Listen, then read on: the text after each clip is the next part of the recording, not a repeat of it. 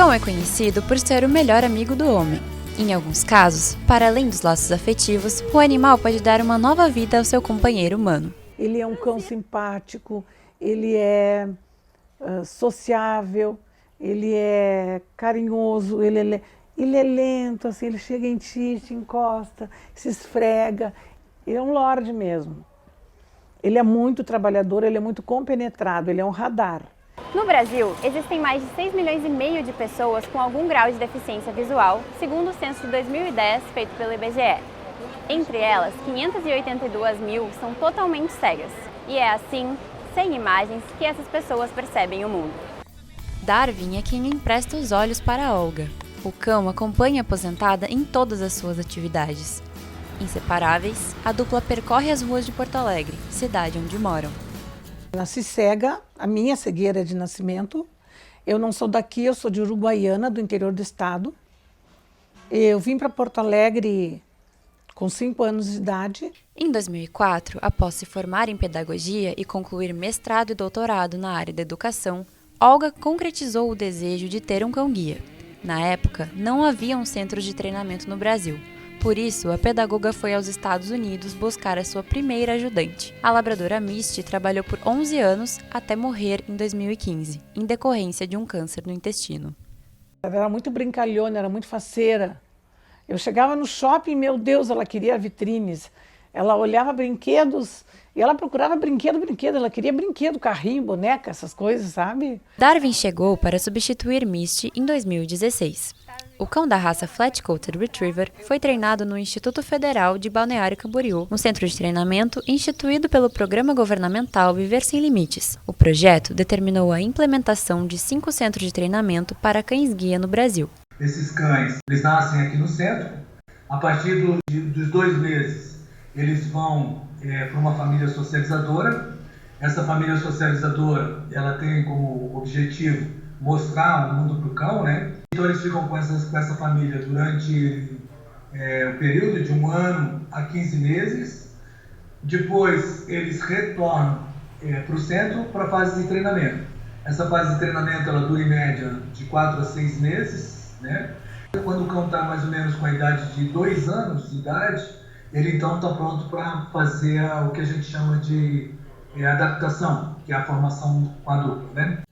Parte do processo se dá com pessoas dispostas a receberem em suas casas cães-guia em treinamento. As chamadas famílias socializadoras têm a missão de apresentar o cão aos mais diversos ambientes. Assim, o animal estará preparado para qualquer situação com o seu futuro dono. Paulo é um dos integrantes da família que socializou Darwin em 2013 e se emociona ao falar sobre a convivência com um antigo companheiro. A socialização em si ela é um papel fundamental. É o período de socialização em que o animal vai conhecer os ambientes e vai circular pelos ambientes possíveis que o animal possa circular, né? Então a família socializadora ela precisa realmente se dedicar também àquilo. A formação de um cão-guia custa em média R$30 mil. O valor é de responsabilidade da instituição que treinou o cão e não da pessoa que vai receber o animal. Por isso, o único custo para a pessoa com deficiência visual é o de deslocamento até o centro de treinamento e das despesas que tem com o cachorro, como ração, pet shop e veterinário. Eu gasto com ele, estando bem, 1 vez por ano a vacina e a consulta, aquela anual, como a gente faz, né, o nosso check-up. E a ração todo mês. A família socializadora também recebe benefícios da instituição onde o cão está sendo treinado. Todos os custos da família que a família socializadora tem com o animal enquanto está socializando é por conta do instituto. Alimentação, banhos regulares, visita ao veterinário, então tudo isso é bancado pelo instituto. Para receber um cão-guia, há certos pré-requisitos que devem ser correspondidos pela pessoa com deficiência. Além disso, é necessário que o animal e o futuro dono tenham perfil e comportamento compatíveis.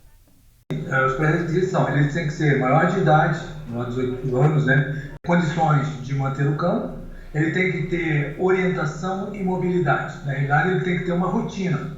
Esse usuário, a gente não vai treinar um cão durante 2 anos para entregar para alguma pessoa que fique em casa, né, o tempo todo.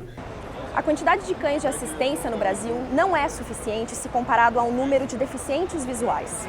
Há cerca de 200 cães-guia em atividade para mais de 500 mil cegos. O resultado disso é uma fila de espera de mais de 3 mil pessoas.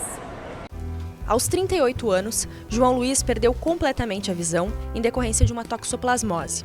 O funcionário público está em busca de um cão-guia há quase 15 anos. Após diversas tentativas nos centros de treinamento brasileiros e até em instituições estrangeiras, João aguarda na fila de espera do Centro de Formação de Treinadores e Instrutores de Cães-Guia de Camboriú.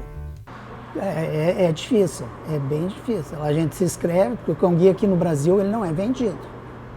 É tudo por ONGs ou institutos governamentais, estatais, né? Creio que eu estou há mais de 2 anos na fila de espera. Não há uma tecnologia assistiva que se sobrepõe à outra. Tudo depende de cada pessoa, suas preferências, sua rotina e com qual dos recursos ela vai se adaptar melhor. Em relação à bengala de locomoção, o cão-guia pode promover ainda mais autonomia ao deficiente visual. A tendência é que as pessoas com deficiência se locomovam bem por espaços que já são conhecidos com a bengala. O cão já vai permitir outras explorações, vamos dizer assim, né? Entrar em lugares que talvez ela nunca tenha passado antes, né? Então, ele realmente zela pela segurança. A Lei número 11.126, de 27 de junho de 2005, assegura que a pessoa com deficiência visual, acompanhada de cão-guia, tem o direito de ingressar e de permanecer em todos os estabelecimentos abertos ao público, de uso público e privados de uso coletivo. Além disso, impedir ou dificultar a circulação do cão nesses locais é considerado discriminação e pode levar à multa. Foi essa lei que Olga usou como argumento quando policiais militares tentaram impedir que ela ficasse na beira da praia de Balneário Camboriú. As autoridades foram chamadas por uma banhista que se sentiu incomodada com a presença de Darwin no local. Depois de 1h30 de negociação e de pedir a presença do comandante, Olga tomou uma medida extrema. Saí correndo e o soldado saiu correndo atrás de mim. Senhora, a senhora não pode entrar na água. Que? Não pode nada. Entrei a mar adentro com o Darwin e o Darwin feliz da vida. Dali uns minutos, um cara começou a dizer: Senhora, a senhora está presa. Eu digo: que é presa? Não, a senhora vai ser presa por desacato à autoridade, eu estou lhe chamando. O comandante chegou lá todo cheio de dedos e tal, porque já tinha conversado com o Leonardo, com o instrutor, e o instrutor tinha dito tudo para ele. Aí o comandante dizia: não se preocupe, a senhora pode ficar aqui, está tudo resolvido, a senhora tem todo o direito, já conversei com o seu instrutor, está tudo numa boa e tal. E eu dizia: que numa boa nada, eu quero saber quem fez essa denúncia, porque eu quero ter o prazer de cumprimentar essa pessoa. Quero agradecê-la por ter a oportunidade de eu dar visibilidade para a nossa causa, para mostrar para a polícia de Camboriú que existe uma lei maior e que a lei do município não pode sobrepor a Constituição brasileira. E dei uma aula para o comandante. Como é que, por causa de um cão-guia, 4 viaturas vão para uma beira de uma praia, porque uma pessoa, só porque é mulher de um militar, de um dos comandantes lá, fez uma denúncia anônima, e isso é uma questão de discriminação, né? A identificação do cão-guia é um fator essencial para comprovar que o animal possui a função de assistir seu dono. Para isso, o cão deve possuir carteira e plaqueta de identificação. O equipamento, composto por coleira, guia e arreio com alça, é igualmente importante para o reconhecimento. O apetrecho também serve para alertar as pessoas de que elas não devem perturbar o cão-guia durante o serviço. Mesmo assim, há quem não respeite o aviso. Ele está treinado para não se distrair, mas ele é um animal. Então, como um animal, isso pode acontecer. Ele pode. Então, a gente não pode contribuir para a distração dele, porque a distração dele pode ser o comprometimento da segurança de uma pessoa com deficiência. Normalmente, se o cachorro está em descanso, que tem a ver com o equipamento que ele usa, então ele sabe que ele está em descanso, mesmo assim a gente costuma perguntar para a pessoa com deficiência: eu posso mexer com ele? Né? Porque ele é um cachorro de trabalho. E quando ele vai deixar de ser de trabalho? Ele deixa de ser de trabalho quando ele chega em casa e tira todo o seu apetrecho. Então ali ele vai brincar, ele vai fazer tudo como ele tem essa noção do horário de trabalho e do horário de lazer. Por onde passa, o cão-guia chama atenção para si, mas também faz com que a sociedade, de fato, enxergue o deficiente visual. O Darwin significa para mim autonomia, independência, tranquilidade, amor, que é o que eu sinto que ele tem por mim. Ele não consegue ficar sem estar me enxergando. Se eu vou no supermercado, por exemplo, ele vai comigo, eu faço questão que ele vá, porque as pessoas veem que ele faz companhia para mim e ele me dá mais visibilidade, sabe? Então ele é importante nesse sentido. Ele, além de ser socializador, por ser um cão-guia, por ser bonito, ele me dá visibilidade como pessoa com deficiência visual.